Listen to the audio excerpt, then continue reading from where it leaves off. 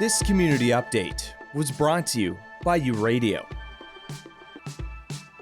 Healing doesn't always begin in a doctor's office.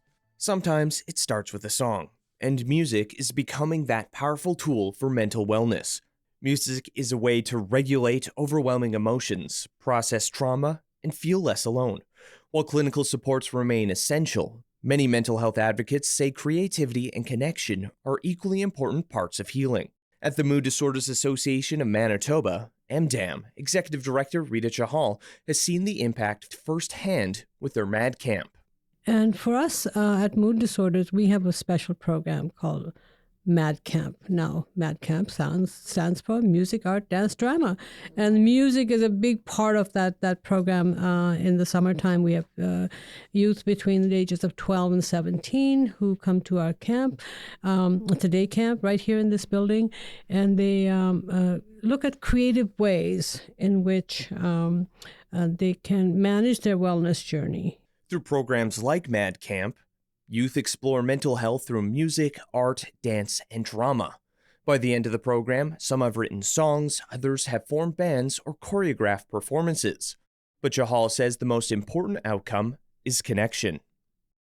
A lot of them go the musical route, and at the end of it, somebody has written a song, or they've created a rock band, or they've choreographed an item to a particular song. There's some really, really great talent, and the best part of it is that the kids stay connected, and they continue to get inspired by others. And that connection is also what makes music so effective neurologically. Research shows music can calm the nervous system, regulate mood, and help reduce symptoms of depression, anxiety, and post-traumatic stress. For Winnipeg-based singer-songwriter Stephanie Westdal, music became a lifeline. From my experience, by songwriting, one of the songs I wrote several years ago is called Bleed, and it's about self-harm. And I was not very comfortable personally talking about it at that time. So an easy way for me to therapeutically talk about it with a little bit of a buffer zone was to write about it. A world-traveled teacher and musician, Westdal has spent more than 20 years writing songs about difficult and often taboo subjects, self-harm and sexual violence among them. When speaking felt impossible, songwriting created space for truth. I also have a song called Lesser Than that is about sexual violence. So again, that's not something that I directly maybe wanted to introduce in a conversation, but when the song comes out, the number of personal messages I received back. Steph, we understand, we get it. I've had a similar experience. Thank you so much for putting it out there in this way. For survivors, that kind of representation matters. Trauma is isolating, and hearing one's experiences reflected back through song can restore a sense of connection. Chahal says many of those most difficult experiences remain deeply stigmatized. Absolutely. And violence in general, and you talk about the women's program that you have started.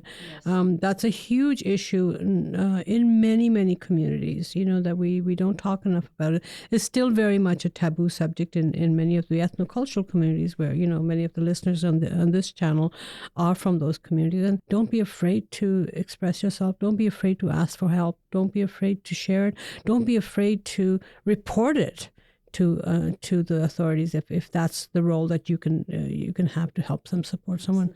However, Chahal and Westdal make it clear that music is not a replacement for therapy or medical care. It is just one tool among many. I have, as I said, I speak with a therapist every couple of weeks. That's been critical to my ongoing well-being. Westdal says music helped regulate her emotions, process grief, and reclaim a sense of strength.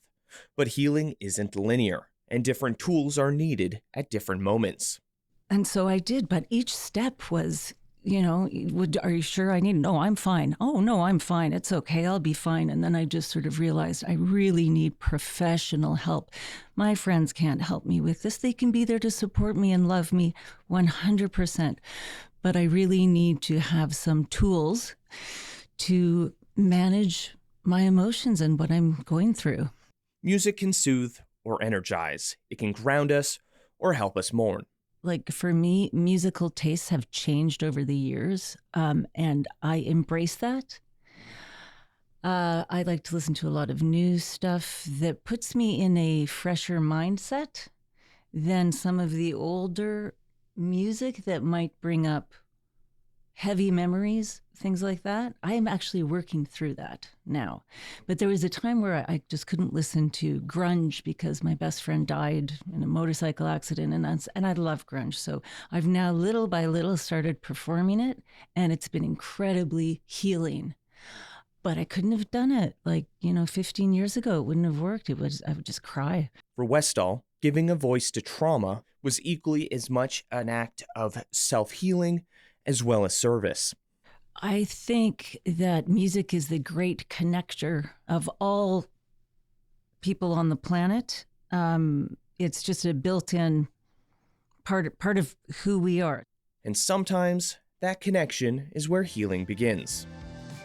You're listening to U Radio, where diverse voices connect. Stay tuned for more stories and insights that matter. With U Multicultural and the Local Journalism Initiative, I'm Ryan Funk.